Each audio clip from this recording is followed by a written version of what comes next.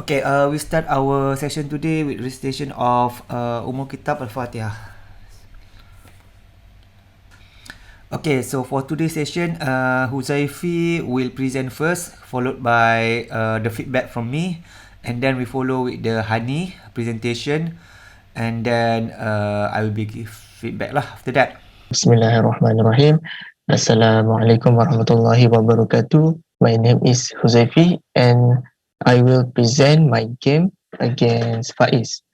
So Faiz has the white pieces while I play with the black pieces. Okay, so let's look at the both of our opening. Okay, Faiz opening is Queen's Pawn game, Zakatot variation, as it is shown here by Lichess database.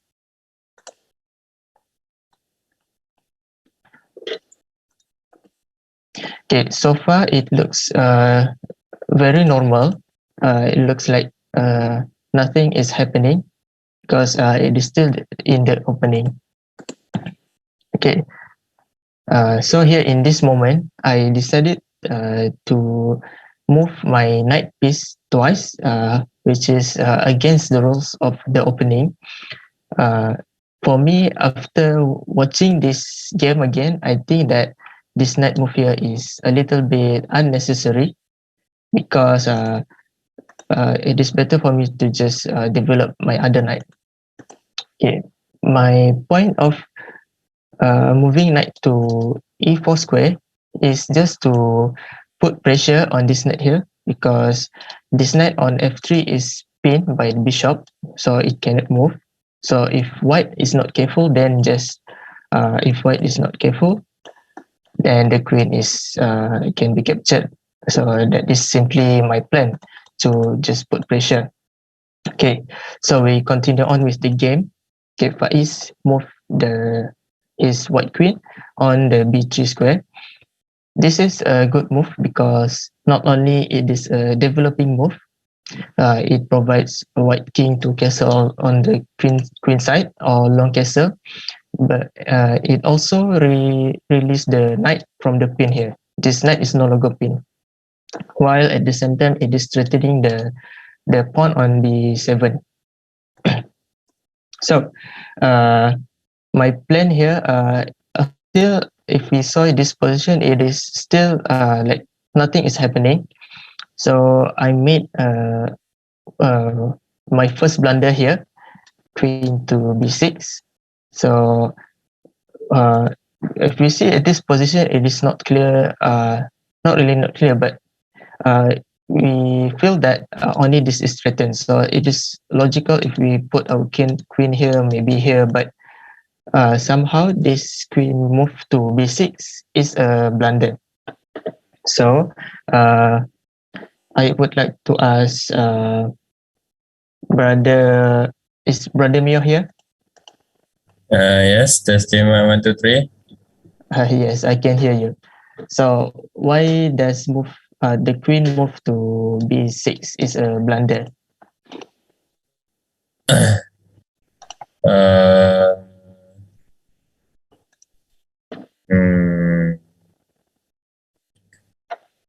I think,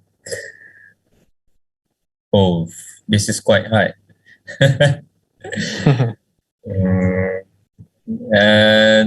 I don't know lah. Okay, it's okay. It's okay because I also don't know during that game. So that is why I move here. So we can see that even in an innocent looking position, I can make a blunder because we can see that Faiz utilized this blunder. First of all, he takes first the knight, and I must take back lah because if not, I will lose my knight. Okay, so Faiz move here. Okay, but before we analyze this, I think that we should analyze the engine move first, which is knight to e5. Okay, why this is a better move than knight to d2? Because it forced my bishop to move. So my bishop cannot move here, or only one square available. So the bishop retreat back, and this is another forcing move. I cannot move my bishop only here. And if my bishop here, then white just takes. If white takes, I cannot take with the hedge pawn because my rook is free. But if I take this with this f pawn, then the queen will join. So we can see that my position is really bad. So I have to take the queen first. Okay, but even if I calculated properly, I have two isolated double pawn. This is very bad. Plus, this is on the white square, and white eventually will pick up the pawn later on in the game. Okay, that is why that that is one of the reason that queen move to b6 is a blunder. Okay, so but Faiz move here, which I think from our human perspective, that it is normal because sometimes it is a bit too scary to put your knight far in front, and maybe there is no square left for the knight. That is just theory lah. Okay. Okay, I am forced to put my bishop back because to protect this pawn, I don't want to lose any pawn early in the opening. Okay, so Faiz make a weird move here. Queen move to a3. Although that Stockfish consider this as an inaccuracy, as we can see here, but for me, again, from the human perspective, it is really like it is a bit normal because it controls this diagonal here. We can see that Faiz knight will jump to c4 square, and if I move my queen here, then Faiz has control of this d6 square. So slowly it has become more and more desirable for white, because even we can see the evaluation bar. The evaluation bar really favors white. Okay, so I made another blunder here. Again, this is not very clear why it is a blunder. So I would like to have this opportunity to ask sister lah. Kak Mizan ada? Is Kak Mizan here? Yeah. Okay. Can I know why that this rook move to f8 is a blunder? I think why? I think lah, maybe because it prevent from castling, maybe, I don't know, or maybe because there's no function rook there, because there's no open file, maybe. Maybe. Yes, it is actually it is correct, sort of correct. First of all, I would like to explain that why I chose to move this rook. This is simply because of a miscalculation. For example, if I make a random move here, then here, check. Okay, I thought that this pawn was free, but in my head, I thought this pawn was free, but yeah, indeed, it is not free. So that is why I decided to move rook. But eventually, it turns out to be a blunder. But it is not a direct blunder, I would say, because this is not free. But we can see that queen is already threatening the rook, and the rook is not connected because this knight here is not being developed. So that is why I said that it is better for us to just develop our pieces and not move the knight earlier twice in the game. So that is the first point.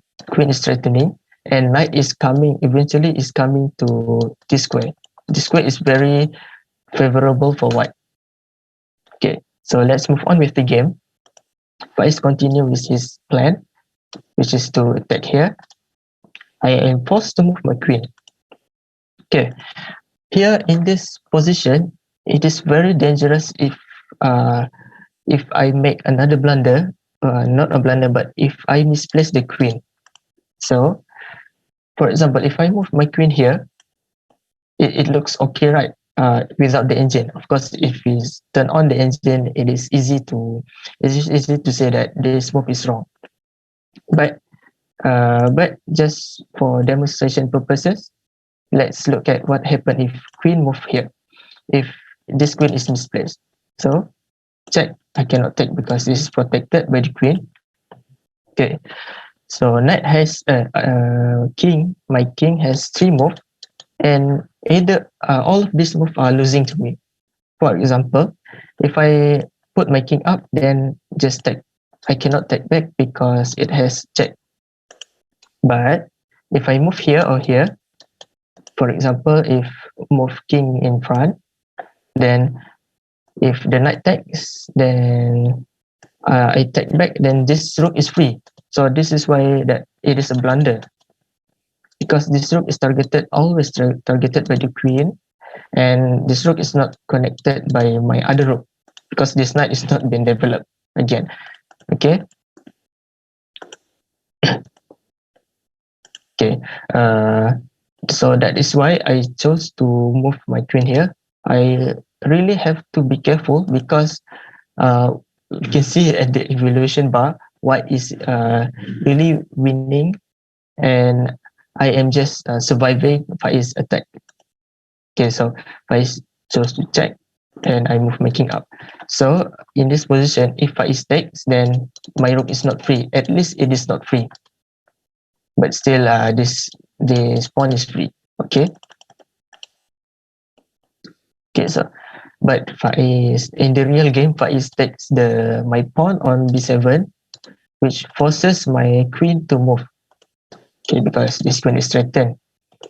So this queen again, we have to be very careful if playing black, because if we move into this diagonal here, my rook is just free.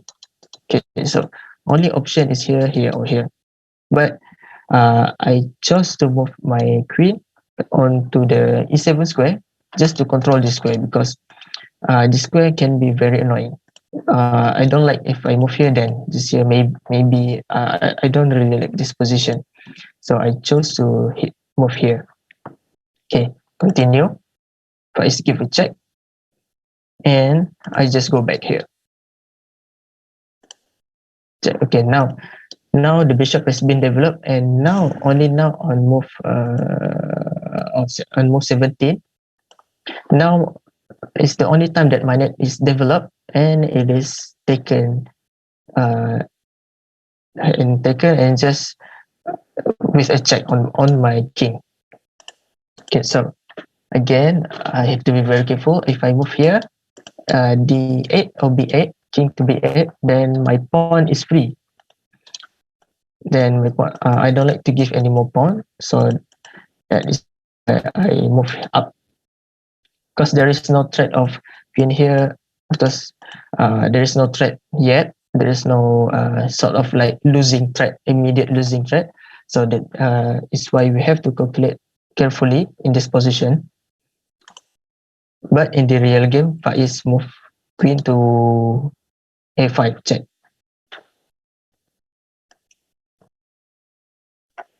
Okay.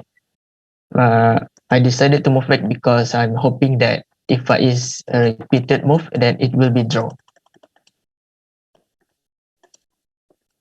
Okay. Okay. Now Faiz decided to castle. This is a great move because first of all it connects the rook, which means that Faiz already finished developing, already finished his opening. So it means that Faiz can move his other rook here, for example, and maybe push the pawn and even further cram my position. Okay. Now I decided to have a twin threat because I want to eliminate his attacking piece, which is one of his attacking piece, which is the queen. So like our coach said, Dr. Wan, attacking pieces usually involve major pieces such as the rook and the queen. So in this specific case, is the queen. So if Faiz take, then I have still a few chances, maybe draw, maybe not losing directly, but it is easier for me to calculate because position, even earlier on, the position gets really complicated and very dangerous for me. Even one miscalculation can lead me to losing directly. Okay, but okay, Faiz decided not to trade my queen and decided to have another trick here to move the queen here. And again, this is a trick actually. Maybe I can ask brother lah, brother Safiuddin. Is Safiuddin here?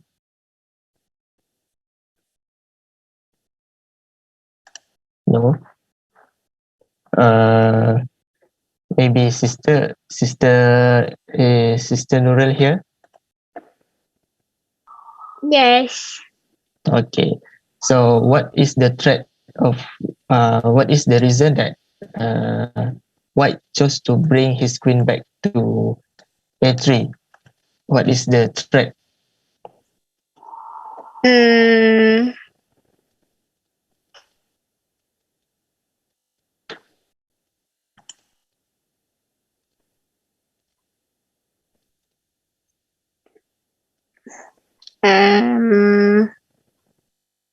I don't know. Is that Okay. is that the knight can take the pawn on E6? No. At the same time attack the rook. Yes, that is correct. If the knight move wherever square, it opens this. It opens the file for the queen. So that is correct. So that is why Faiz chose to retreat his knight and retreat his queen. So in this case, I should move my rook away. So so let's analyze this rook here. It has 4 square. It cannot move up because it has a pawn, obviously. So it has 4 square, but which square is the best for me to retreat? And I decided to move the rook back to h8 because if we analyze at this position, the pawn here in front of the king is slightly weird, slightly awkward because the file here is open.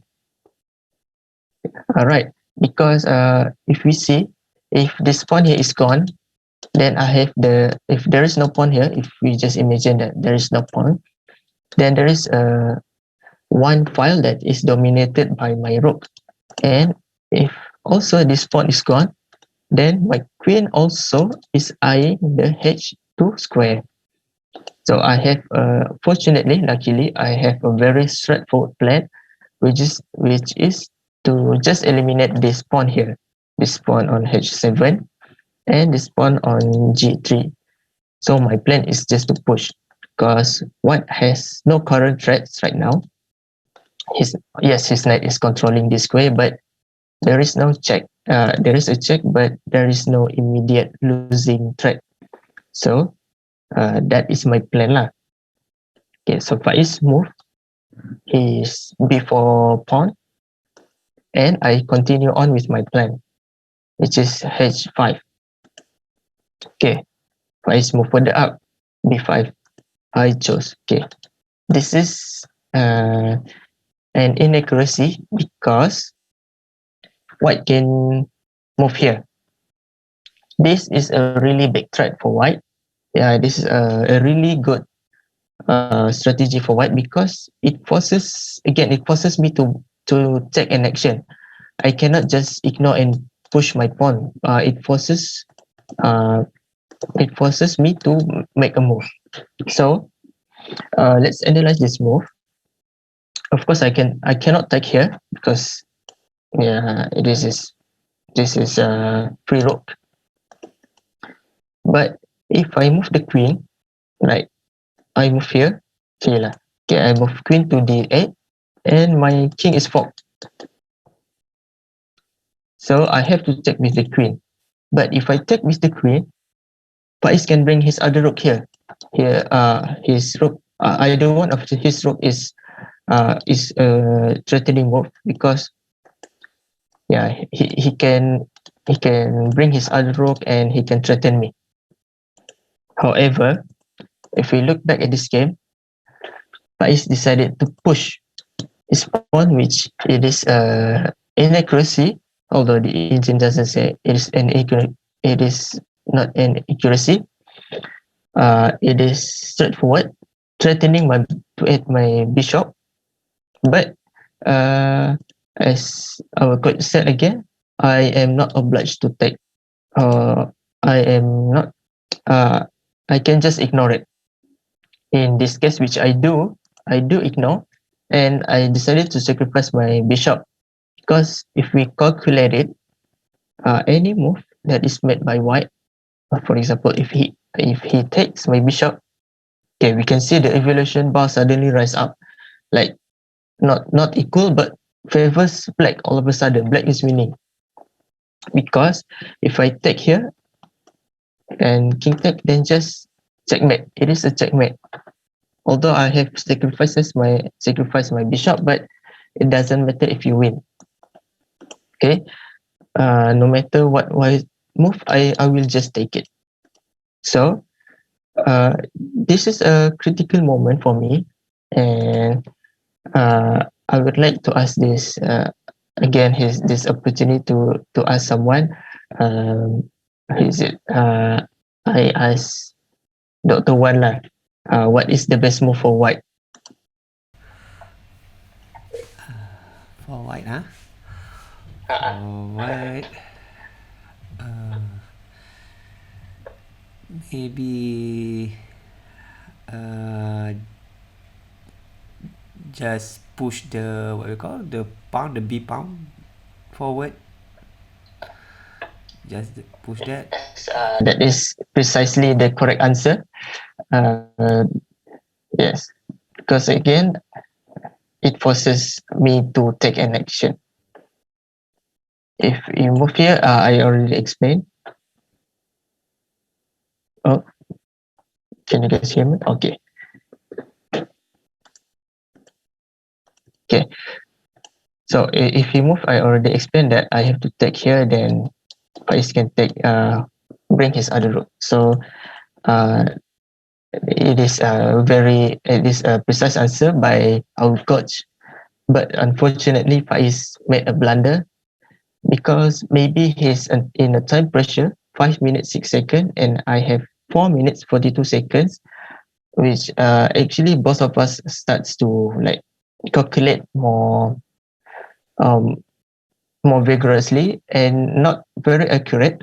So that is why I think that Faiz move here. Suddenly it's a blunder, and suddenly the position is equal. If we see the evaluation bar, suddenly it is equal because it gives me the chance to attack his king first. So if you see here, it gives me the check. So white king is forced to move either one of the square. Let's analyze this. If king moves to g2, then I will just take. So if white makes a random move, knight takes e4, then I will just check the king. If king makes any move, if he takes, then just check. So suddenly I'm on a material advantage. But Faiz played here, okay, which the same situation, check, okay. In this position, if somehow I manage to put my bishop here, then it is a checkmate. Then I am winning. So Faiz is forced. White is forced here to move here or here to defend his king. it is really unfortunate that Faiz didn't push this pawn. So I attack first. Okay, I attack. This is a blunder because simply the best move is here, but it arrived to a different to the same story, but the pawn structure is solid, which means that my queen cannot just move forward to the square. But then again, Faiz move here, and I just take. Okay, if we look at this position again, I would say that white has 3 attacking pieces. Yes, I have 2, and somehow if I manage to put my queen here, or maybe if I push and I take pawn here, then the king will be checkmated.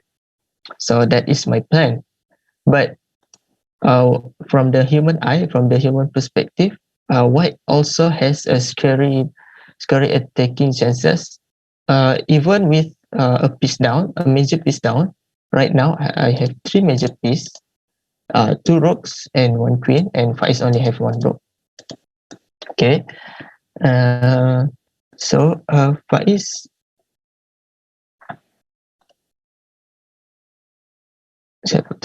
Mio, okay, Mio. What is your question? Boleh interrupt? Yes. Please. I have a question. If you move back a little bit, sikit lagi. Alright. If here. You said that if Faiz decides to go to F4, F4. Here. It would be a good move, kan? But what happens? What would you say if black decides to en passant? Would that be a good thing or a bad thing? Because all I can see is that if black decides to en passant, it opens the 5 for queen to attack G3 there. Yes, you are correct, Mio. Because if we switch on the engine, right, we can see that just n percent it, right? But from the human perspective, I take it from the human perspective because it is easier to switch on the engine, but we cannot use the engine here. But actually, you are right, Mio. But I see that the bishop is a little bit more forcing. So we human like to make a force move. And yes, this is a much solid square, and the engine is actually right. Okay, that is all. Thank you, Mio. Thank you for pointing that out. Okay, thank you. Okay, then again, we continue on this game. Okay, first if we check, he will take his chances on attacking because he has a few time left. Only 1 minute and 30 seconds. It is like it is much more difficult if he decided to defend. Maybe it will take a longer time, and maybe he doesn't want to risk of running out of time. And I have a little bit more time, which is 3 minutes, but still time is running out. Okay, so here I have to be careful because if I cover, then this will be checkmate. But I don't like the move here because if he takes, then we can see the evolution bar just prefers white all over again because just takes and this rook is coming here and my king cannot move because this diagonal is controlled by the queen. So that is simply why I choose king to d8. Yeah, okay, so Faiz takes. And I decided to take because only 1 move left for me to win the game. And Faiz has 2 checks here, c7 and queen to a5. So he chose the pawn to give a check, and I return. So yes, this is an inaccuracy because again, because I like to eliminate his attacking pieces. Even it is just a pawn, because this position is really complex and one wrong move could lead to a checkmate. So since we both running out of time, 1 minute and 1 minute, so I just decided to eliminate his attacking piece.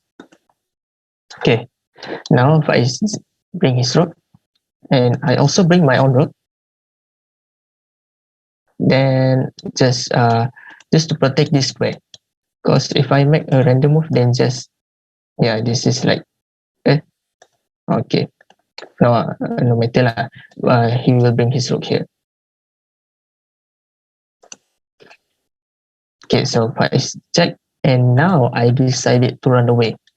I decided to run away with the king and put my king here, because in the first glance, I don't have really a lot of time to calculate from the human eye. Only 30 seconds. This square seems safe because the queen is far away and the king is surrounded by my pawn here. So Faiz gave another check, and actually the best move here is maybe is to bring the rook, but this is a subtle move that is not really a human move, I would say. So that is why Faiz prefers a more forcing move, queen to a8, queen to a3 to give a check.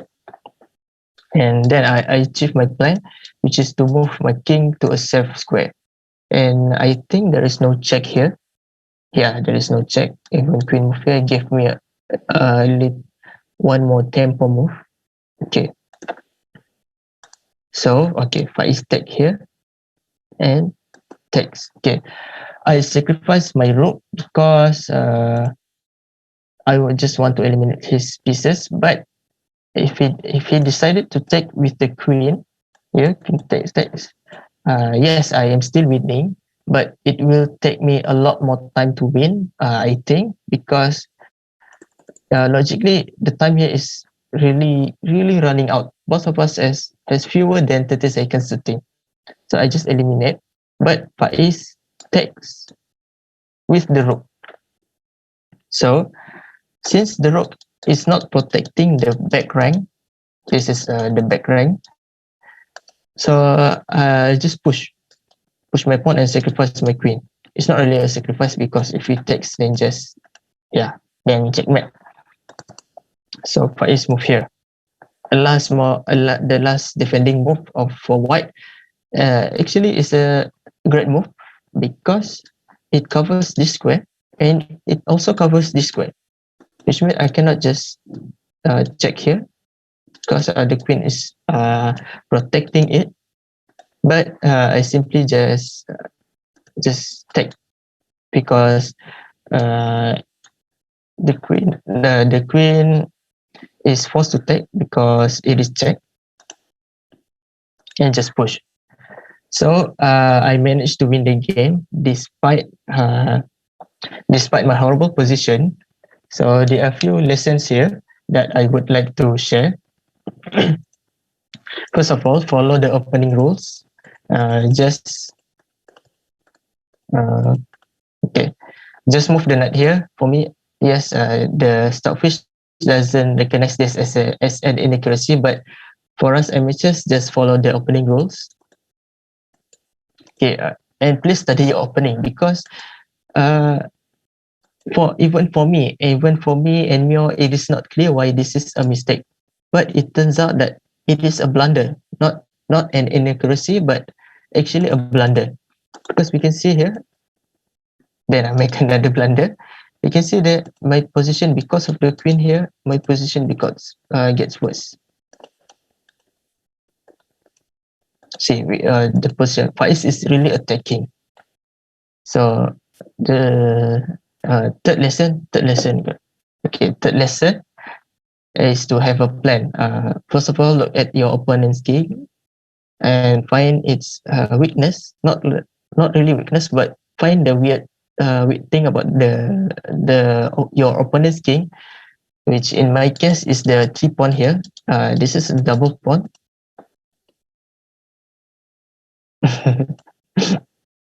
Okay, this is a double pawn. I can utilize this Faiz mistake. I can utilize this weakness, not really a weakness, but uh, with having a plan, I know where to put my rook because it is not clear why. If I don't have any plan, then I might just put my rook here. Then it is not a meaningful move. Maybe here, maybe here. So if we have a plan, then just move here.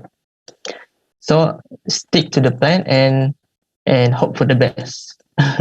So here, that is why coach said never to resign the game because you never know what might happen.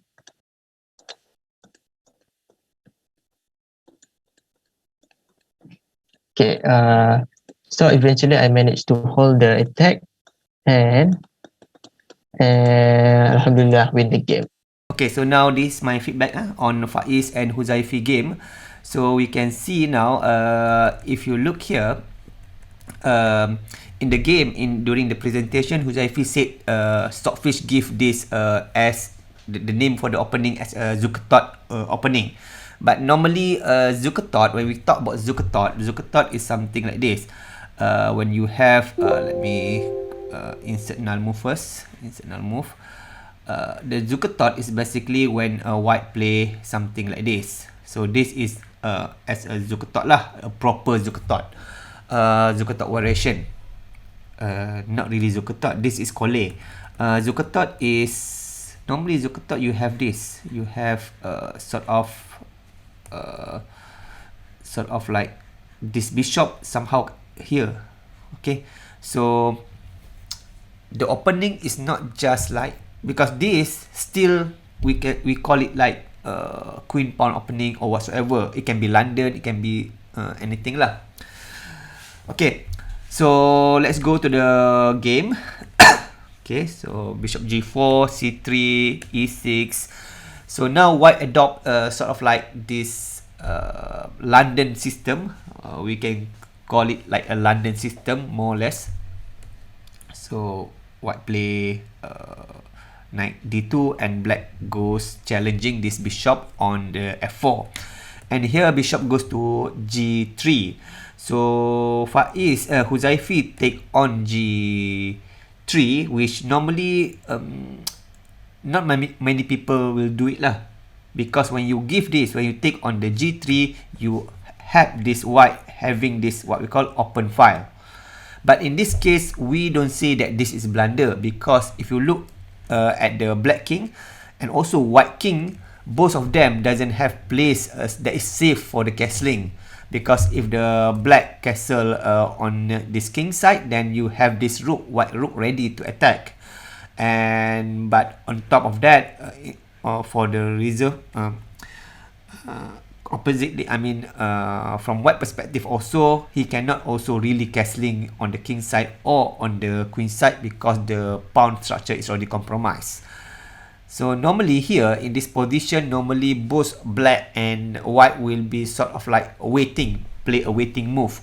Black like white taking on the d6, because if you take on d6, then black can control this what we call the square, the dark square. So that's why normally when you see game like this, it's very rare for black to take on g3, because it's allowed this open file. Okay, so now Huzaifi play and e4. This not yet a mistake, is we call it a dubious move. Because why? Because first, your thing on the back is still not, you are not fully developed yet at the back. And secondly, when you move your knight on here, this bishop become unprotected. So that's the different thing lah. So there are two things happen. You are not developing, and you also left this bishop unprotected. Okay, now Huzaifi said that he put his knight on this e4 in order to put pressure for this along this diagonal.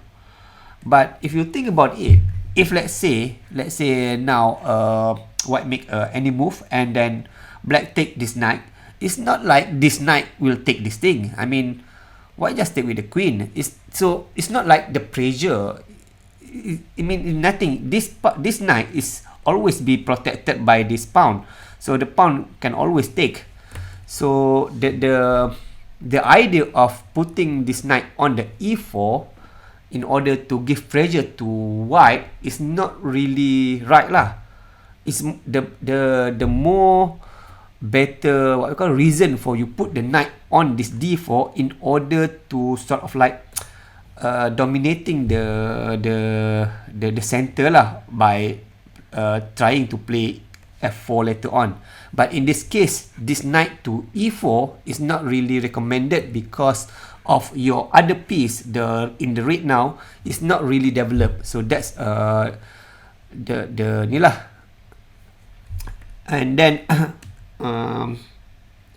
Faiz play queen b3, which is a typical move when you already move this bishop out.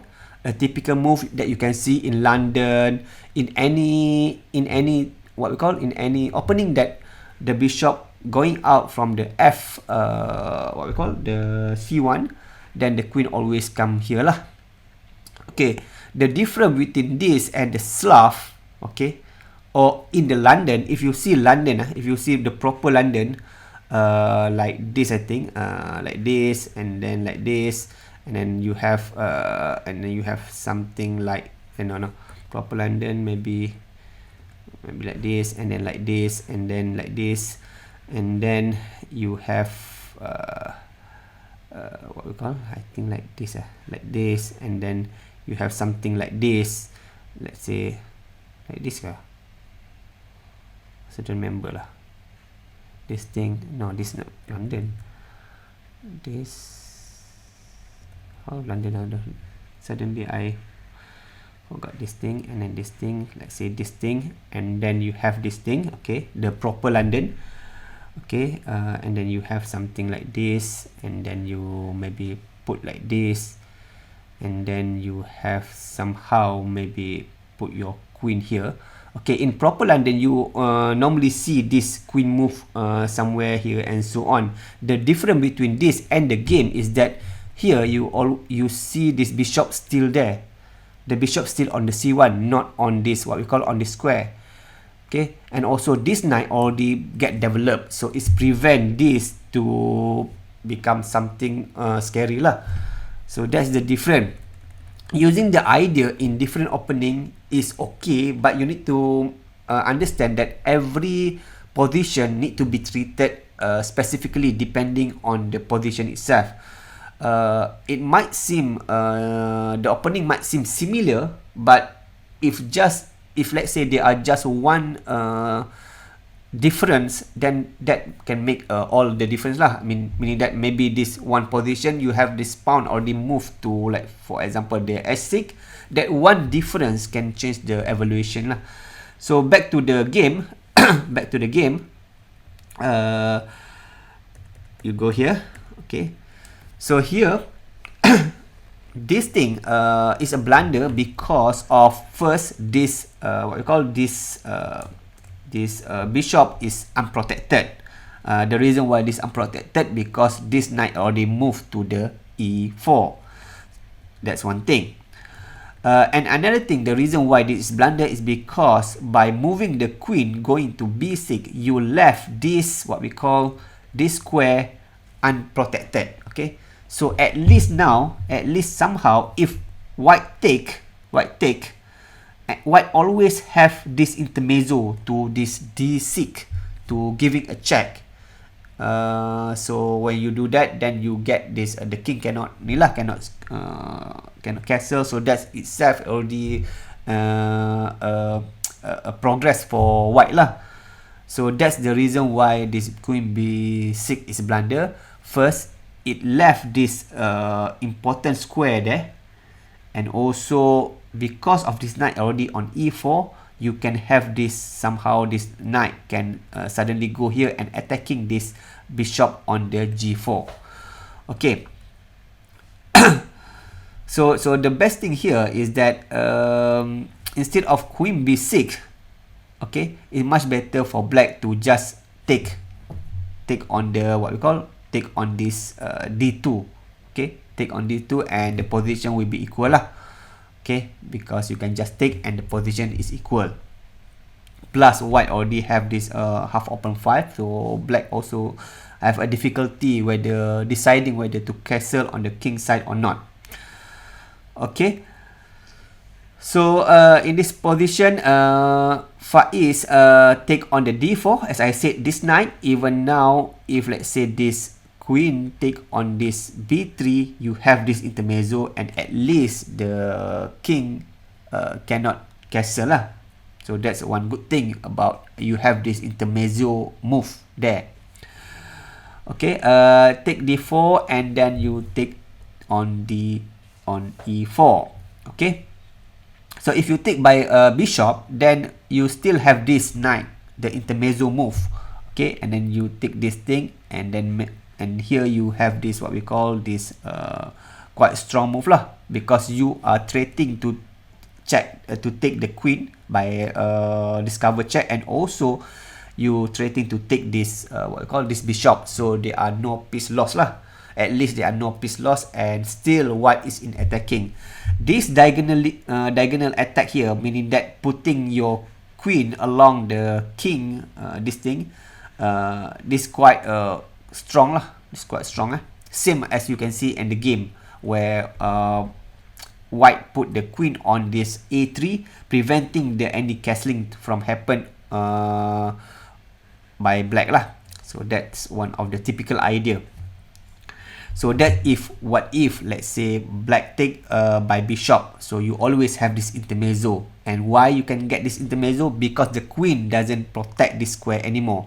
Because remember, when you give up your what we call your dark square bishop here, you take on here, your dark square is already weakened. So that's why moving the queen away from this dark square, you give this like the loophole for the white to enter.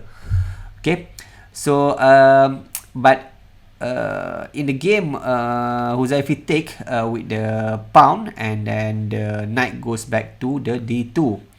But here the best way is to go to e5 lah, because now remember when there are no knight here, and they are pinned, you can this bishop is already unprotected. Okay, so that is the best move lah. Like Huzaifi said, this is the best move because it's attack. Okay, it attack. So if let's say now you take on b3, okay, you take on b3, now you can take on b5 on the queen back, and the bishop need to move away. So now in essence you have sort of like the tempo, you win some tempo, so you get this bishop f5. Okay, so here if you see one of peculiar thing about this configuration, you see this configuration, whenever you see this configuration without there are no bishop here and this file is open, then they are sort of like right of tactic. We can say this rook here is quite sort of like what we call the trap somewhere in the corner. So how to sort of like what we call to take advantage of that is that white can go to nc4 in order to threaten to capture the rook there. So that is one of the tactics you need to be aware lah. You see this configuration that is quite strange, so you know the rook is trapped, and also this what we call the line of open file, so you can prevent this go to this thing lah. If let's say the black go here, and then you can just check, okay, king e7, and then you take this pawn for free lah, and then this become isolated, this pawn become isolated. It's easy, you just double along this file, and this can always go back to there and reinforced by the pawn. So it's easy game lah here. So that's why this queen e5 is what we call is useful because it's gain tempo. Black must move somewhere, so as if white have one move ahead, one move extra. So that's why one of the thing, if you pin a knight, and if you pin a knight here with the bishop, normally please make sure that you should have your own knight here protecting this bishop. If not, the knight can your pin knight can go somewhere and attack that bishop, and you lose some time lah. Okay, but in the game, as Huzaifi said, for the human, this is more what we call more normal. Okay, and then this bishop f4, bishop f5. Okay, so in this game, what we call Faiz play queen a3. Okay, in Huzaifi said Stockfish doesn't say this is inaccuracy. Mention this is inaccuracy. Stockfish said, Engine said this is inaccuracy. The reason why Stockfish said that, because remember, you need to understand, when you use engine, especially Stockfish, they are brute force calculator, meaning that they are calculating concrete variation. This move, this queen move to a3, sort of like positional. For human, we understand the reason for this. The reason is to prevent the black from what we call from castling. But Engine doesn't know that. Engine just calculate each line brute force, and they favor more this very forcing move or tactical move. Okay, even though a3, queen a3 here is okay, it's not bad. Although Stockfish said it's inaccuracy, but this for human, that is normal, and also it's quite difficult for black to move on from this diagonal ni lah, to develop his other rook, because this rook is sort of like what we call the trap before you castle this rook, and this rook is not connected. So yep, this move is okay, this good also move from positional point of view. But from tactical point of view, if you are a tactical person, this is the way how you play lah. The way how you play. Because now, if let's say queen take again, this constellation, the strange constellation allow this. Okay, allow this thing. If the knight go to d7, you have check at least. The king cannot castle, and then you take free pawn, and then if rook come here, you can always bring this bishop ni lah, so you can always rearrange yourself later on. So but if the queen goes to c7, okay, g7, you have this what you call g4, okay, luring this bishop away from the knight itself. Okay, you have g4. Actually here also you can still go here. This also work, because you take the b pawn, you have this, and you have this fork, still also work, you get a free pawn also. So that's why this square is weak. When you exchange the bishop, your dark square bishop, this square is very weak lah. So that's why there are many tactics can happen there, especially when you have knight near the vicinity of this square. Then be careful lah, there are a lot of tactics can happen. So that's one way, just take on this what we call this b7. But also you can also use this g4, and if bishop take, you have this ne5 again, meaning that gaining the time attacking the bishop. So bishop need to sort of like what we call move ni lah, save himself. So you get it, and then you lure again the bishop to other place. So you get this, and then you can take the bishop, and you cannot take with this.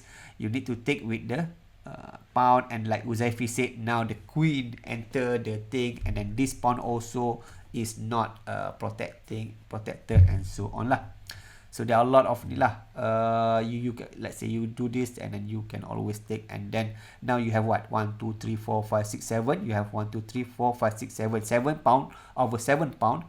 But you can say that it's easy to play with white than black, because this pawn is isolated. You have 3 island, 1 2 1 2, and also 3 island for black. And for white, you only have this 1 island. It's much easier to control 1 island than control 3 separate island. So the defense for white is much easier and compared to black lah. So in the game, Faiz used this positional way to sort of like hinder black from completing his development. That's okay. But now Huzaifi play rook f8. In the presentation, Huzaifi mentioned the reason why he played this is because to sort of like protecting this f7 if let's say white go here and go here somehow like that lah in the presentation lah. But if you look even for the human, if you look here, it seems like so weird, so weird lah. It seems so weird. Whenever you play chess, somehow whenever you play a lot of chess, you know that certain position is so strange lah, so strange. Whenever you are doing some strange position like this, you need to calculate very concretely. Sometimes it's okay to use this very unconventional structure, provided that you really calculate, it's okay. But in this case, this just like wasting time, and also doesn't really function much lah. But even that, this rook also doesn't have any what we call any life also for time being. That's why this move, the move to what we call a3, even though Stockfish said inaccuracy, is hard for human to deal with it. Okay, so don't just what we call agree with the Stockfish. Stockfish is good in tactical, but if let's say you are positional player, maybe this is better than playing this. At least for positional player, maybe they will choose this queen a3 instead of queen c4 lah. Okay, and then that, and then so on, this or whatever, so on, and then you castle. But here also you can get this g4. This you sort of you can do g4 actually. You can g4 also, because if you take this is what we call, this is free lah. So that's one thing what you can do also lah. And also queen c7. Okay, this in the game and so on, so whatever. So in this game, Huzaifi push his h-pawn, which is good lah in term of the art of defense. You try to complicate the matter. You don't just react what white play lah. You just complicate the matter further lah. So at least black try to have his own play along this what we call this file, and then go forward and so on, and as what we call, as Huzaifi said, this is blunder lah. The g3 is a blunder because you have check. Actually here, to win, you need, when you attack, when both sides attacking, when you are attacking, your opponent also attacking, normally whoever you need to keep the momentum of your attack. If you start to react your opponent, then normally the game will be swayed away to your opponent favor lah normally. So that's why if you attack, then try to continue to attack lah, provided that you see there are no blunder lah. For example here, the best is just push the attack. At least now you have this what we call the fork there. At least you have this thing. So if you take with this, like Huzaifi said, then you can just gain the control, and then you can do the attack first, then the black. Okay, because at least here, when the queen come here, there are no like file check here lah. So if for example, but if let's say white take on this, that's you can just take, and this is very dangerous lah.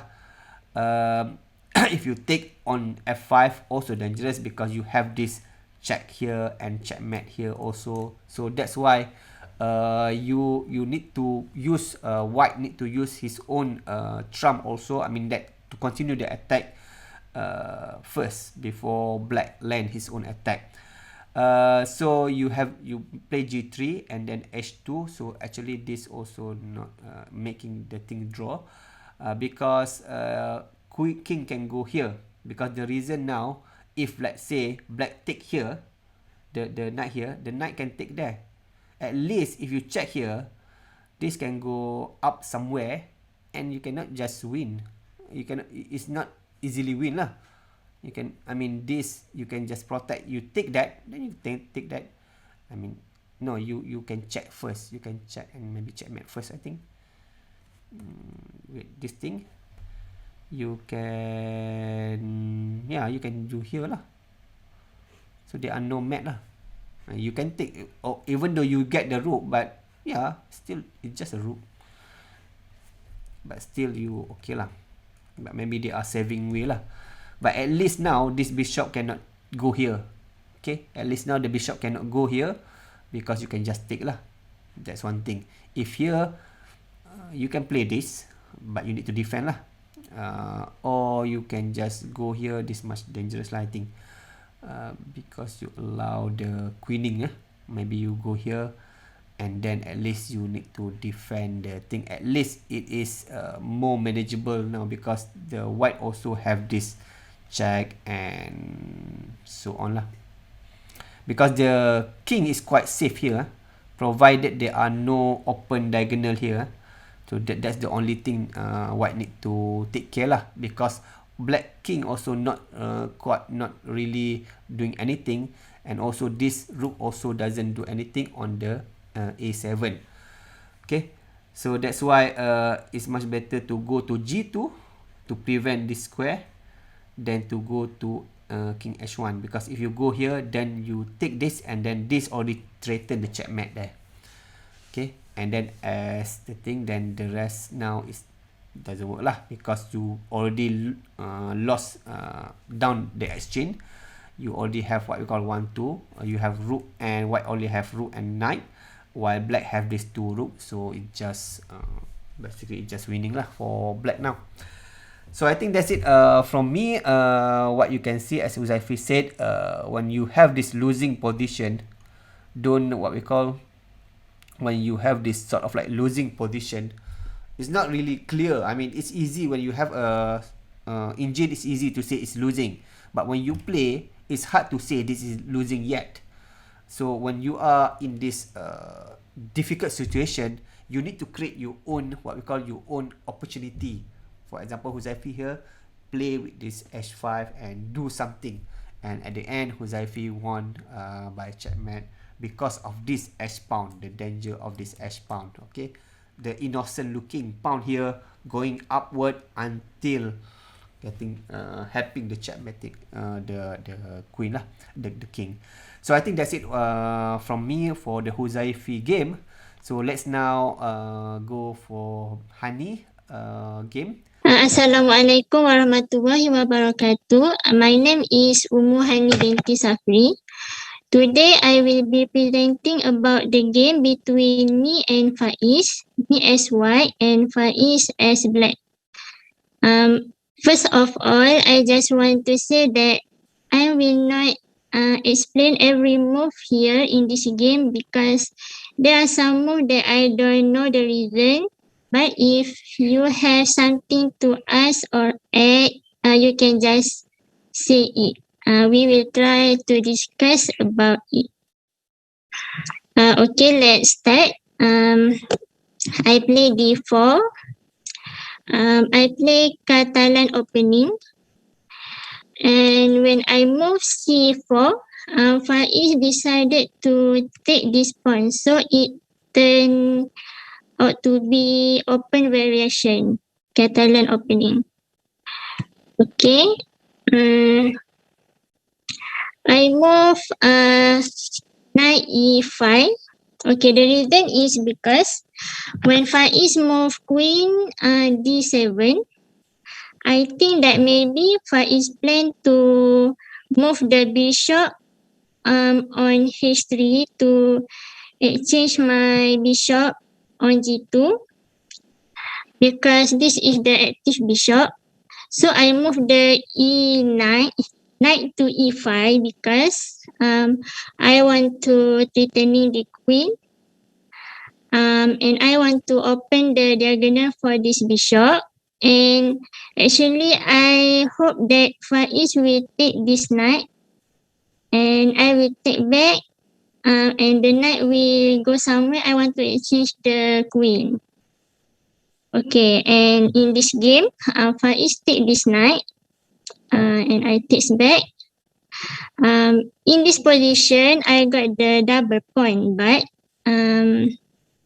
as we know, when there is double point, there is always be the open file or semi-open file. So here, there is open file. So, Faiz take this queen and I got the open file. So, okay, Faiz move, black move e4 here. The stockfish say this is mistake. The good move is knight d7 because when black move knight d7, as we can see, black have the extra point here because the black take my point on c4 just now. So when black move knight d7, actually black can maintain to get the extra point in this game. But Faiz move knight e4. This is the mistake because because when I check the engine, it said that white can move here and black move here and like this.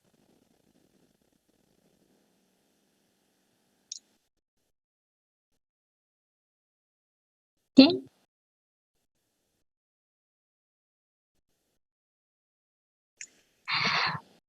Something like this, but black cannot. Wait.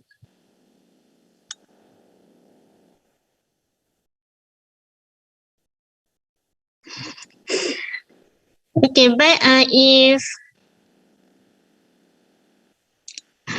black move like this, later white can take this pawn and pawn here.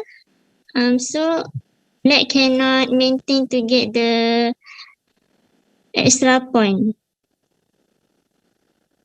Okay, let's proceed.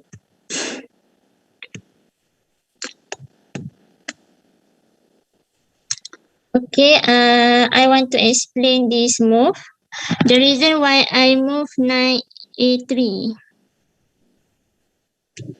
Okay, here is because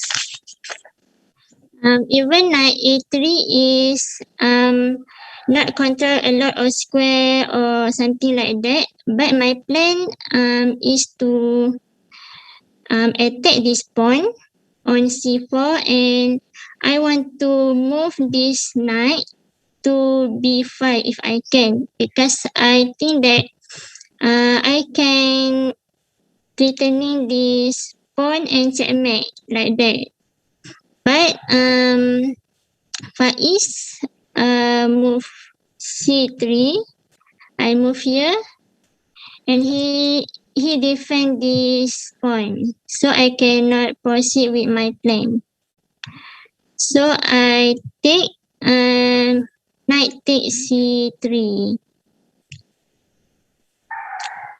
And the reason why I choose this pawn instead of this, because I just think like if I take this pawn, then I give black one potential pass pawn here. So that's why I choose to take this pawn. Okay. So knight take, I'm not sure why this mistake.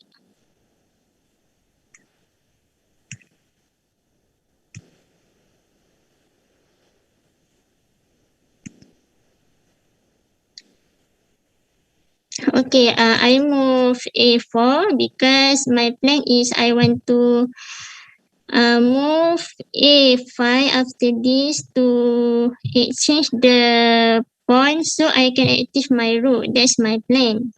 But Faiz doesn't want to exchange. So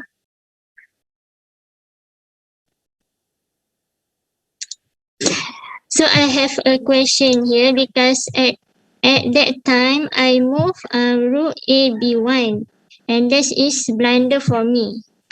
So my question is, what the best move for white? Who can give the answer?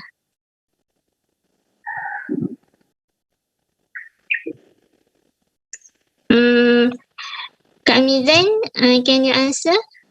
The best move for what? Aku je kena tag. Okay. Sekejap Wait.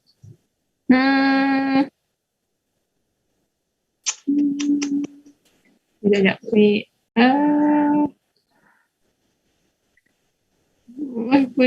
I'm not sure lah. You move RAB1 Yes, I move here and this is blunder. What have a best move here? I think maybe need to double rook at D5 maybe.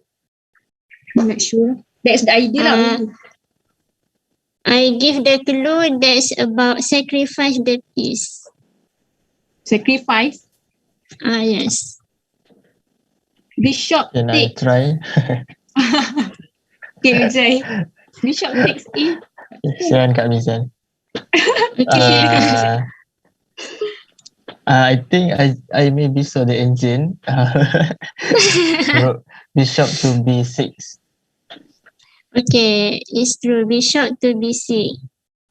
Sacrifice this bishop, and if black take, it would be easier for white. White cannot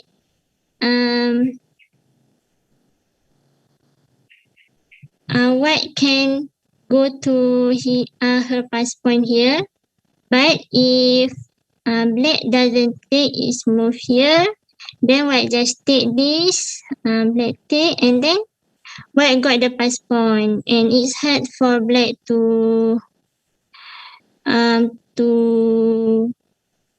kejar the pass point lah. Okay. This is the chance that I lost in this game because I doesn't see that move bishop B6. Okay, let's continue. Okay, I move rook D2 to double my rook. Black castling. And then I decide to exchange my rook. Okay, here is blunder for black. Because at this time actually, the good move is C5. So white will move AC, and black can create his pass point here actually. But black move rook C8. Okay, white exchange. Okay, and then here rook D8 is blunder. I'm not sure, but I think this is because this rook is the active rook for white. So it's not good for white to exchange the rook. The good move here is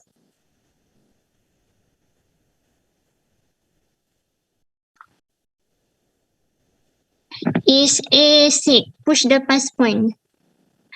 Because when we have a pass point and we have the chance to push it, we should push our pass point. So and this rook, I think I can support my pass point here. But at that time, I decided to exchange my rook.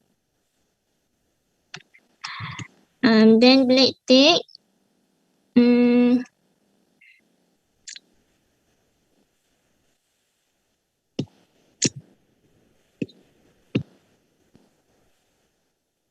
Okay, in accuracy, I think maybe I should take with the king because in endgame, king should be active, right? But I take with pawn. Okay, this move is blunder. Because when I see the engine at this time, this is equal position, but when black move king d7, the advantage come to white. This is because when black move here, white no. The good move for black is b4 to keep the position equal, because when white take, black take, then position is still equal. But black move king d7. Okay. Then I move b7 because I think when I move back, then I have no way to save my bishop. So I move here. But actually the good move is bishop d6 to active my bishop. And then if black take this pawn, and then white take, black take, white have the active bishop, and then most of the black pawn is on the white square. So this is advantage for white, and white and black bishop on the white square is not active here. Okay, that's why white should move bishop d6 instead of exchange this bishop to b6. Then white take, black take, white take. Okay.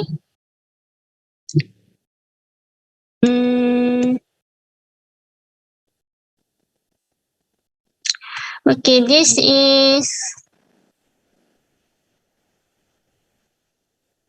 blunder.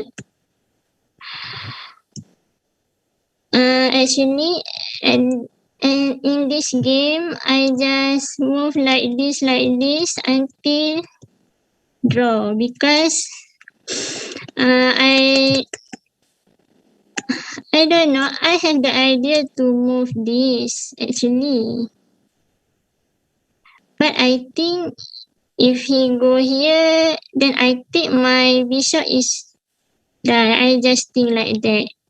But actually, there is two way for white to win this game. So I want to ask Mio. Are you there? No. No, okay. So the one that just talked just now, Mio, answer this question. No. Okay, I will ask Din. Are you there?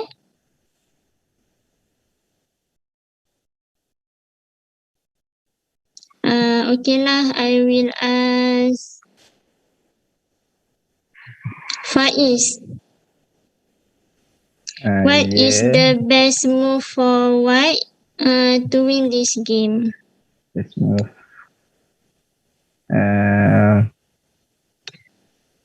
C4. Doktor, Mia tak jawab, doktor. Sebab C4 Mia lemah. Not really the best move. Best move.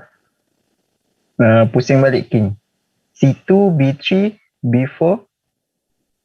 Good. No. Sama je. Tak tahu.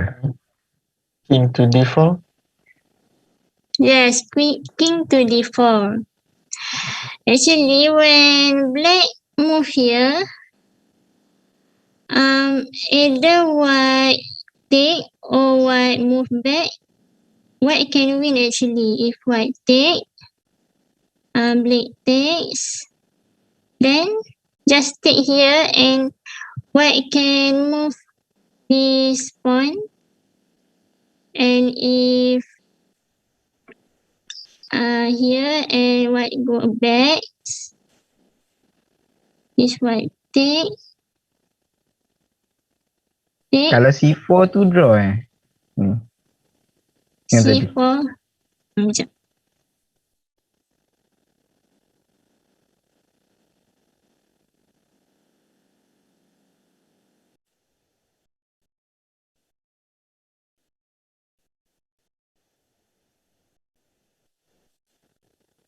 Can win juga. Tapi maybe lambat sikit. I don't know lah. Okay, faham. Can win also, but more complicated maybe.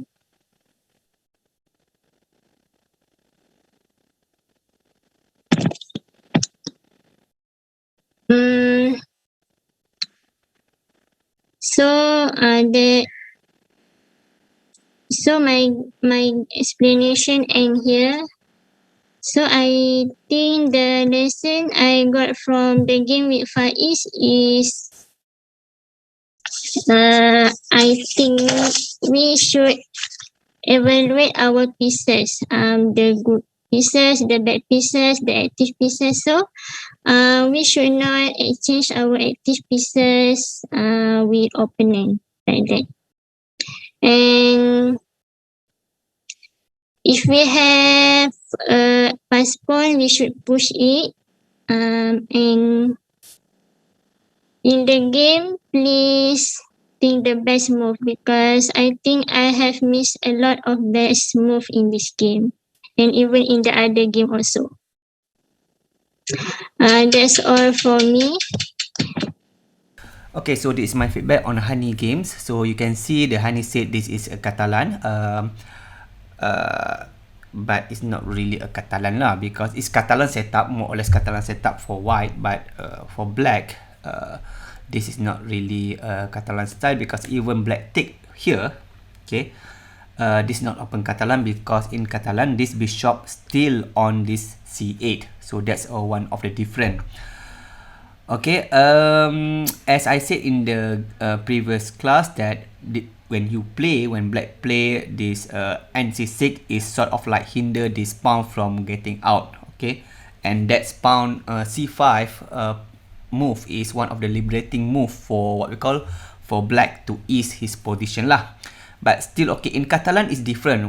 Whenever you see in Catalan, this thing is not really going out yet, and also black or the sort of like castle somewhere here, so they have like specific reason for black putting the knight on here in Catalan in order to sort of like especially in the open Catalan in order to sort of go here and so on. But in this case, it's not really open Catalan, even though black take on the c4, because first the black king is far away from safe lah, a castle on the king side.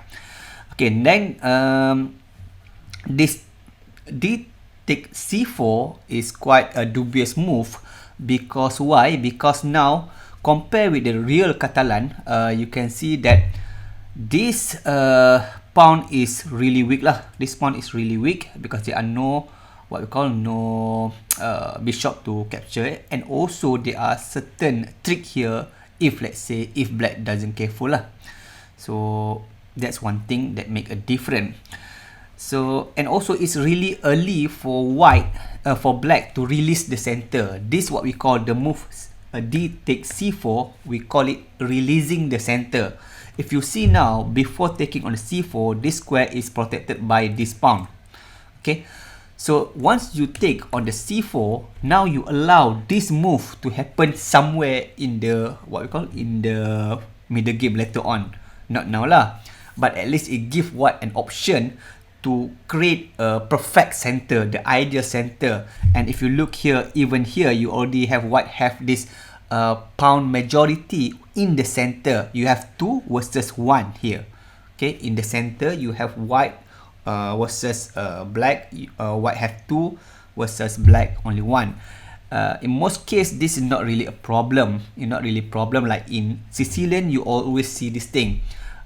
black have this, but the color reverse lah. In Sicilian, you have black having this two. For example, if you look in the Sicilian, you have something like this, something e4, c5, and then like this, and then you do like this, and then you play like this. And if you look here, you can see that black have this extra pawn in the center. The center here, I mean the d file and also the e5, while white have only this what we call the 1 pawn. So in most case, if you have the extra pawn in the center, that's constitute some advantage lah. But it's not really clear in this opening yet. Back to the game, that's what happened to what we call to black lah. So here white have this extra pawn in the center versus the black only 1 pawn. But still early to say that this is good or bad, depending on how white use his pawn. In this case, black play queen d7, which is a mistake because allow white to have this tempo move. The best thing, if you have this center pawn like this, the center pawn, the d4 and the e4 versus only 1 pawn e7 here, is to use this pawn to sort of like create a restraint. We call it restraint. This e6, we call it restraint structure. You have a pawn coming into you, you put a restraint, meaning that you hold that pawn from moving forward. So that's why if you see any game that taking the pawn away from the center, there are always some pawn left. For example, in this case, you have this pawn left on the board that create a restraint.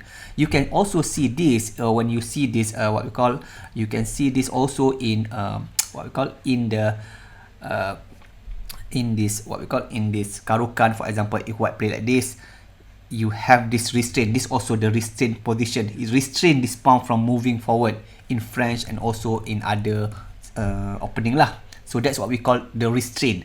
So in this case, it's better for white to sort of like restrain the pawn. Okay, even here, instead of taking the pawn on the d4, on the c4, instead of taking this, opening this bishop diagonal, is much better for black to restrain the pawn. I mean to reinforce the pawn.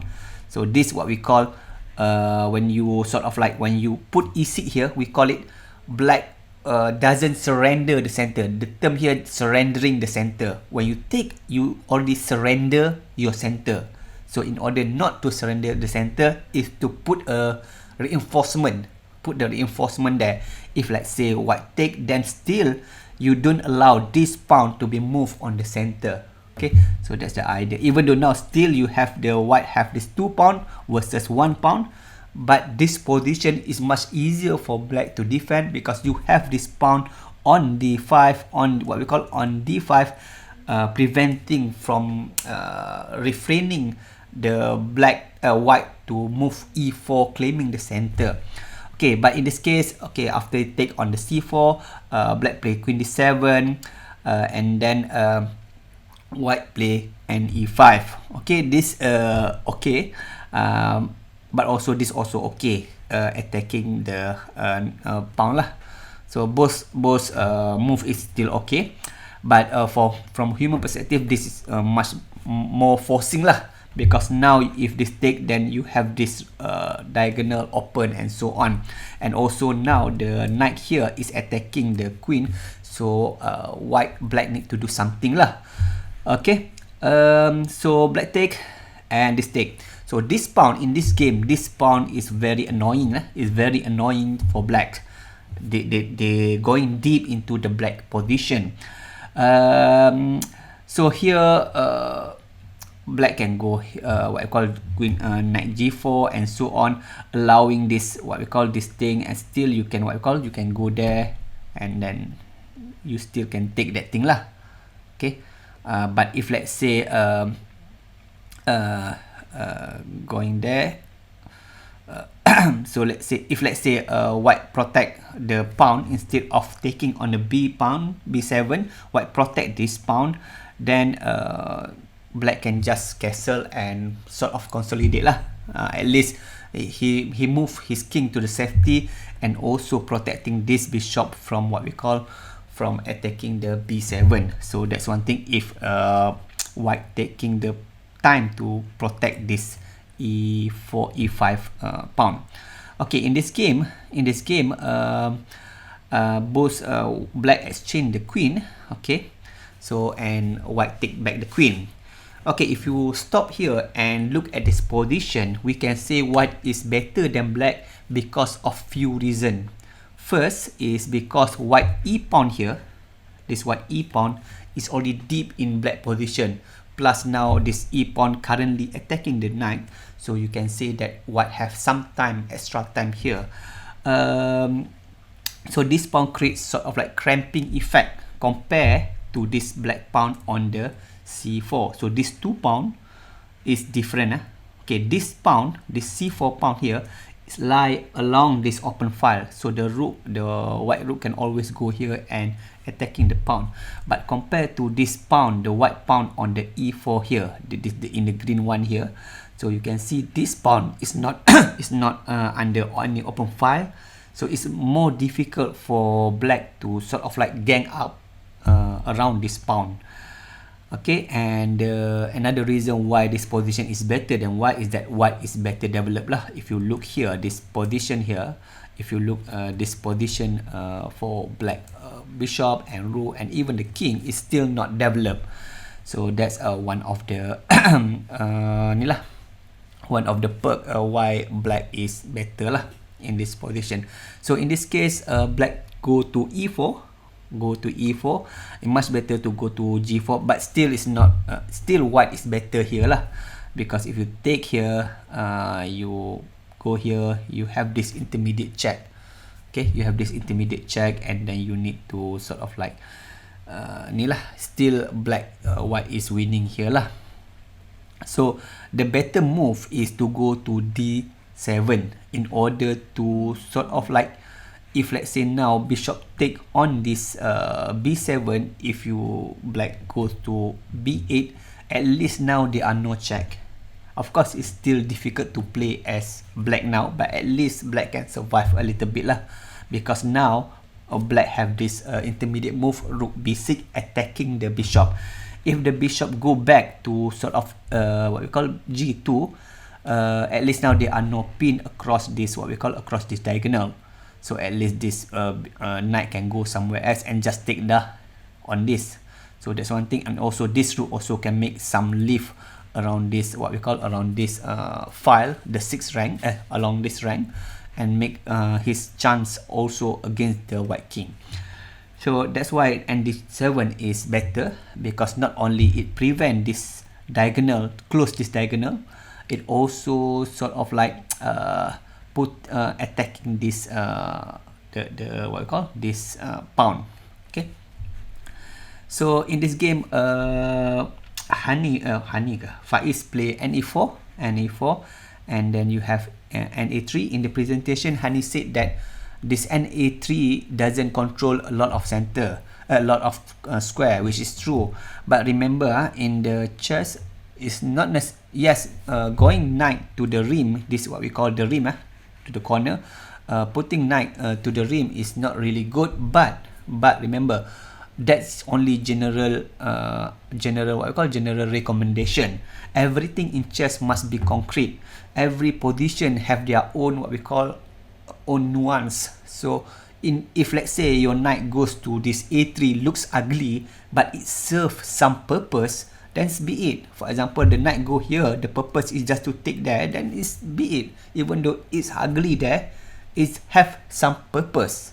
Similarly, if you look like some what we call, for example in Sicilian, you somehow see line like this in this Sicilian. Let's say here, normally in Sicilian, if you are not playing so for example, if you are not playing dragon, where you Franketo, you bishop here, normally this bishop, for example, let's say I put here, the bishop normally goes to the e7. If you look this bishop quite cramped. You see this bishop, they are like pawn here, so this bishop cannot go out. But this bishop, even though it's not, we cannot say it's as a bad bishop, okay, because this bishop did a very good defend, have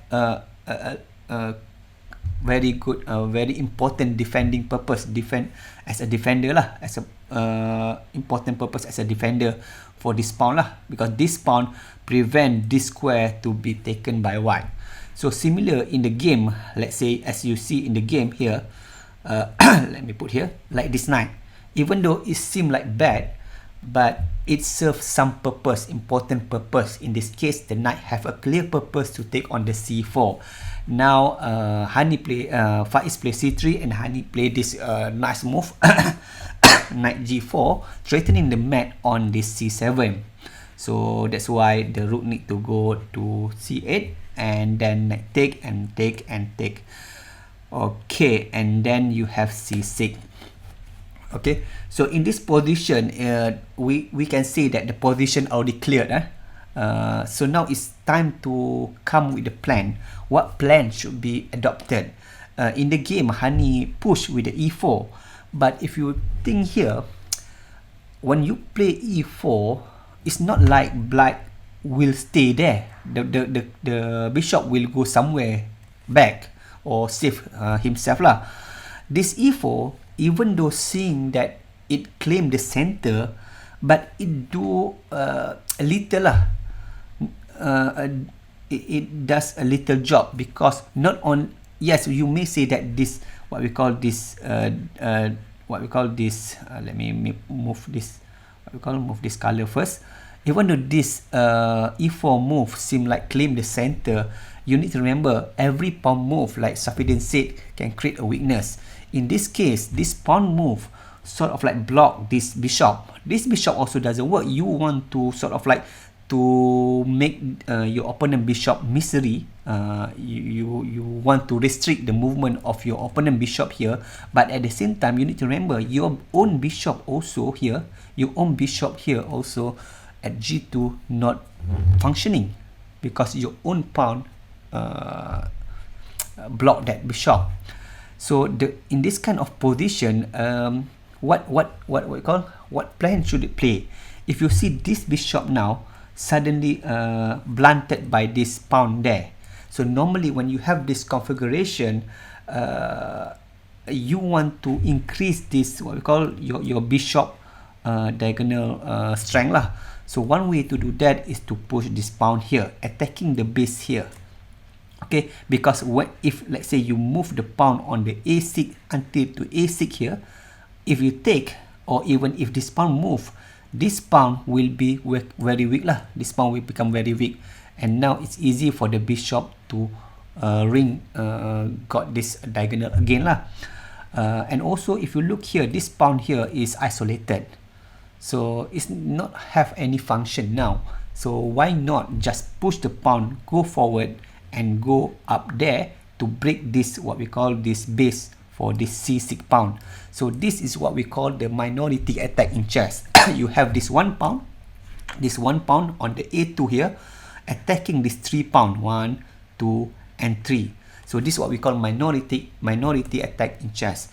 So the purpose of minority attack is that the idea behind that is to convert, to trade the weakness. So for in this case, the white weakness is a pawn here, is isolated. To trade this weakness, to exchange this weakness, so that black have its own weakness lah. Sorry. Okay, so that's one thing. So the best plan here is to move the pawn forward in order to improve your own bishop, because this pawn move to e4 can be played later on, not necessarily now. Okay, so that's one lah. In the game, the bishop goes to e6, and then you can go here, and then this in the game, Umu play what we call bishop e3, and then Faiz just what we call move to b6. If you look here now, this pawn is already weakened, but this bishop cannot do nothing, can do nothing now, because yeah, it's already blocked by its own pawn. So that's why this e4 pawn move, even though it's claim the center, but it's sort of like a block his own bishop. And in this game, you play this f4. Again here, the best move is to still continue with this minority attack, because you see here this bishop here is aiming on this bishop, so aiming at this pawn, so this rook cannot move. So why not just trade this what we call this the pawn on a2 here, and what we call move forward and trade the weakness with the black pawn.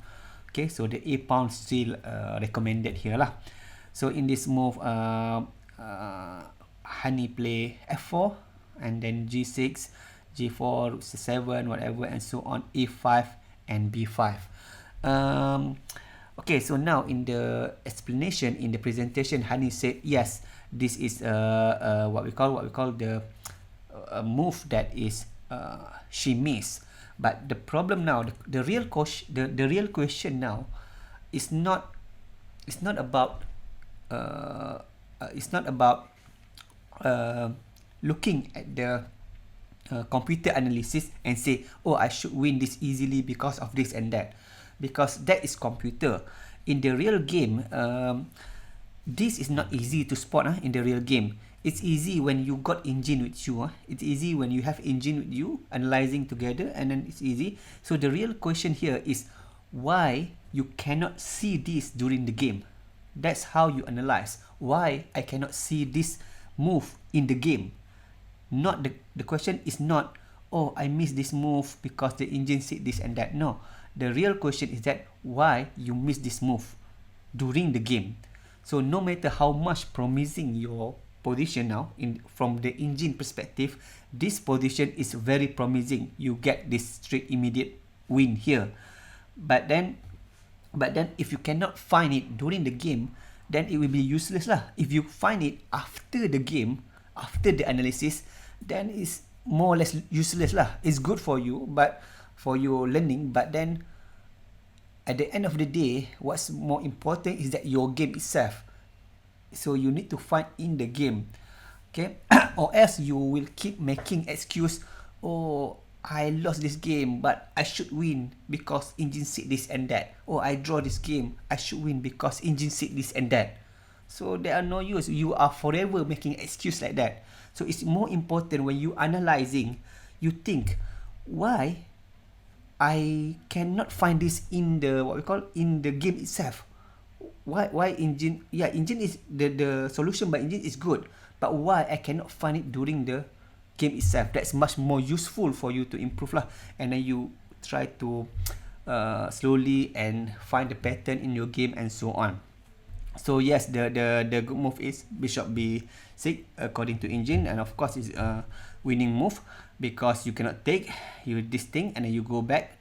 Here you have this b7. The rook cannot move because you have this checkmate at the back lah. So that's one thing. If the rook go here, then as Hani said, you can take, and then the bishop take pawn, and then you have this free pass pawn just waiting to be pushed and get the queen. But in the game, Hani play bishop. Hani play what? Hani play rook b1, there. Hani play rook b1, and then allowing black just to what we call to develop and so on. So now rook d2, and here also now. The idea for white from human perspective, we know that if white play like this, white plan to double.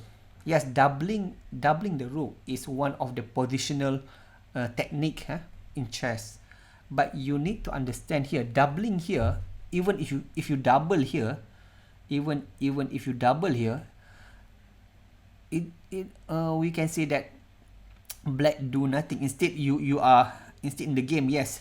White already double that thing, but it's not really mean much because first you cannot penetrate this 7th rank.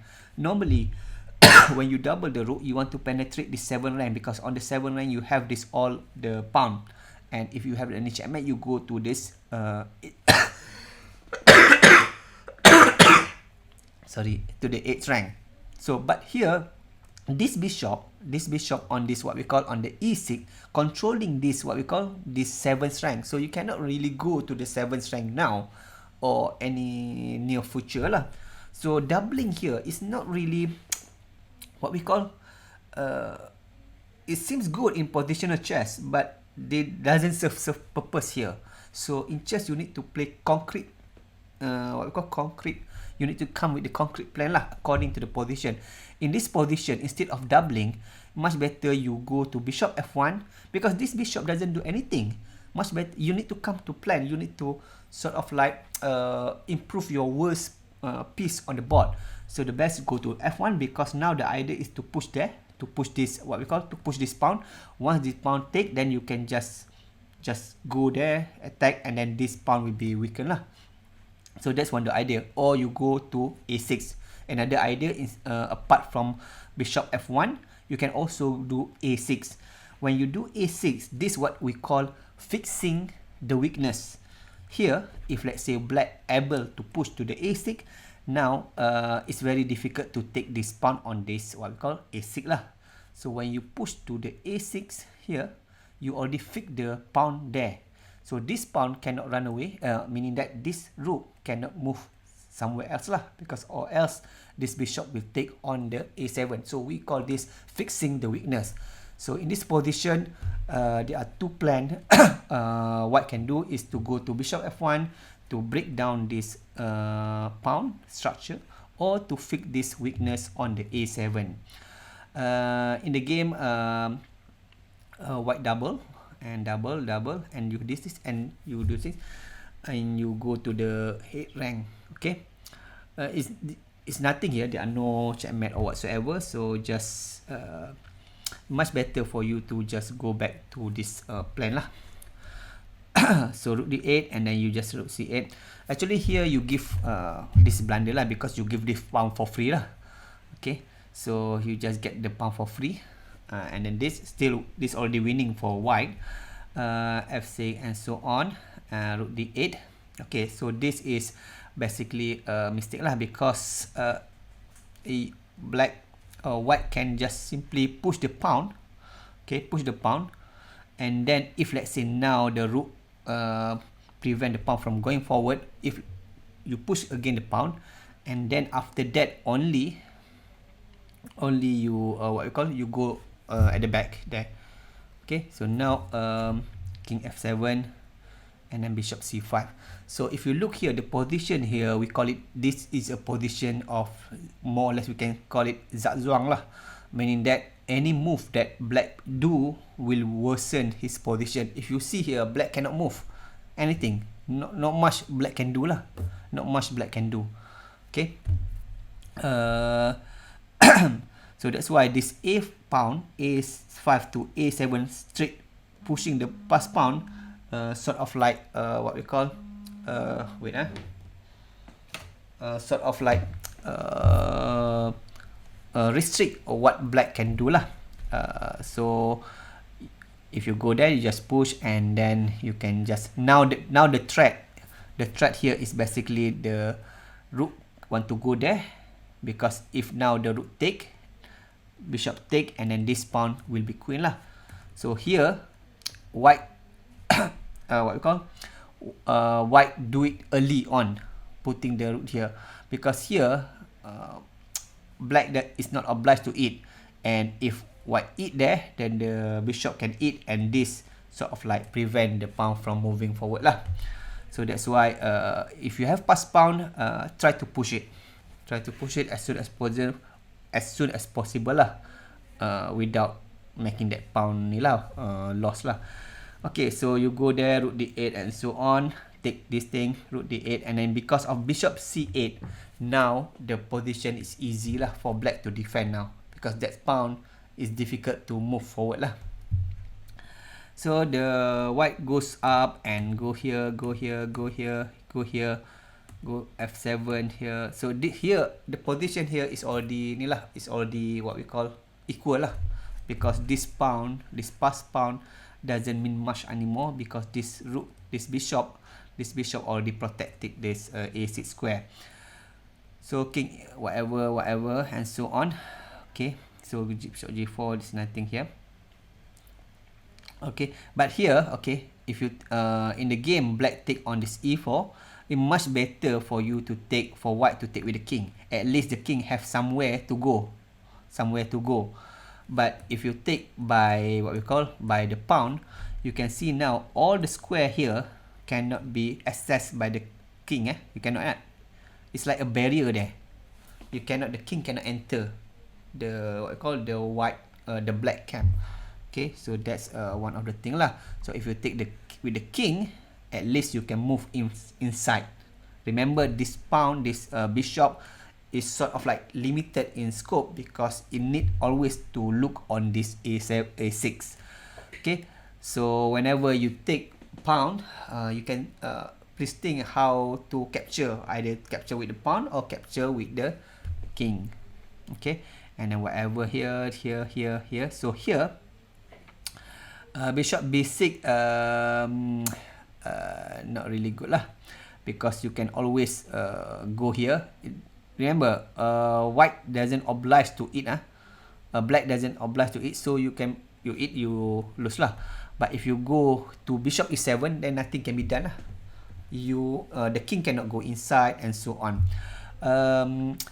So in this position, bishop d6 is good, is winning, because if you take, even though black get the extra pawn, now king e3, remember king e3, because this pawn is on the white square, so this bishop going to here is already like threatening there lah. So if the king here try to save, now our king will go somewhere here lah. So that's why, even though it seems that black getting the pawn for free, it allow white to move in with the king. So that's why bishop d6 is the way lah. Bishop d6 in the game, bishop d6 also is okay if black take. In this game, black take lah, which is a blunder. But bishop b6 allow black, as I said before, allow black to draw by putting his bishop on e7, and nothing can be done lah. Just move here and there, and the king still cannot go in. Okay, so you take here in this game, black take on this basic, and then of course take. This is win. Okay, the reason why this is win, because black king here is torn.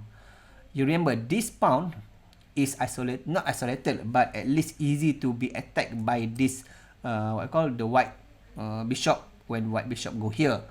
So if black king go to defend here on the king side, then white king can go on the on the queen side and do some damage there.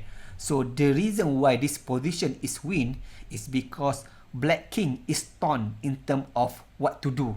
Okay, so bishop b7, king is 3, and then king e7 here, and then king f7, king d3, and here Hani said that he cannot do and don't know how to do something lah, because keep drawing whatever.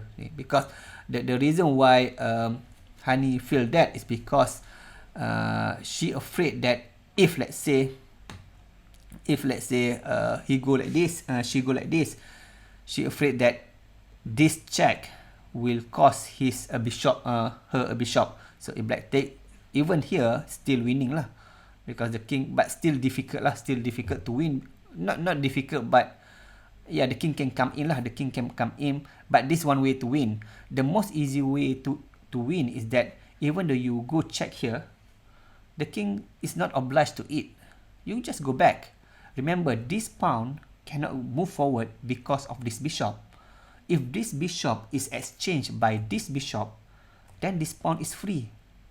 So that's why here, in this case, if you check here, just go back. If you check, just go front. And if you take, if black take, then this pawn is free. This pawn is free to go and queen. So the diagonal, the important diagonal here, there are no one to sort of like to control it. So now white is winning. So yeah, so if you are in this situation, you are like, you have the draw in your hand, what you should do is that you stop, or what you have a draw, but and also at the same time you have some advantage. You just stop for a while and think a little bit lah. Maybe because normally the reason why we don't know how to do is because we afraid about check, and we think that we must eat. That is the problem lah. So I think that's it for the Umi, Hani and Faiz, what we call Faiz game. So let me open this what we call this thing. So tomorrow will be what we call tomorrow will be Safidin and Nuril. Safidin and Nuril will present tomorrow. So yep. So for game links, let me check first. So is it already done? Okay, so all game is already finished, but I will present. I will give the what we call the winner, the score for all the winner, the leaderboard, the final result on Saturday, the last day on Saturday. During this thing lah, you can read here. And yeah, for tomorrow, Safidin, please write your what you call your lichess game that you want to present, and also Nuril, also please give early, don't give late, give early. So I think that's it for today. Yeah, it's already 11:03. So that's it for today. So we end our what we call but before we end, I just want to show something. I just want to show just a little bit. I just to show something. Just now we have this what we call Fight Olympiad. Okay, Fight Olympiad. You can just go to this. Two junior from the Indian team. Both of them are GM, is very young of age. I just want to show you something that yesterday they have played online. Now we have this FIDE Olympiad. You know, FIDE is organizer of the chess like FIFA for the football. So yesterday, now currently they are like FIDE online Olympiad. So yesterday India played with the Ukraine. So India won. But in one event, because this online, in one event, when this guy, the Nihal, play against Ukraine, the Ukraine team disconnect. The internet is disconnect, and there are rule in online chess that if your connection, your internet is lost, then what you call, then you are considered as forfeit. I mean that you are lose lah.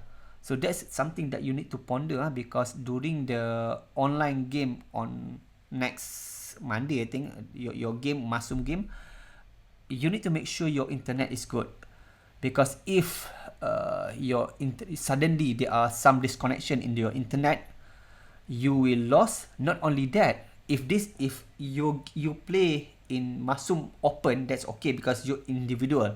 Remember, this is team event. You will play as a team during Masum 2021. If you're lost because of the internet disconnection, it will affect your all friend, all your friend, your teammate also will be suffer.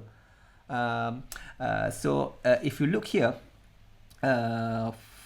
here, 44, just watch here, okay. The interviewer, those who interview this guy, said that what do you think about this internet disconnection? At the end, you had also like 2 or 3 minutes left. Yeah, I was a bit disturbed. I was not sure whether I should play or not and stuff. Okay, in this game, the interviewer said that this guy said he also like 2 or 3 minutes left only. I mean that, but he what we call he not thinking about the board. He thinking whether he should play or not, because his opponent is disconnect. So he keep thinking whether he should play or he should not, because sometimes when you are at high level, when you wins time, when you win because your opponent disconnect, it doesn't feel nice to win lah. It doesn't feel, you know, the ego for top player.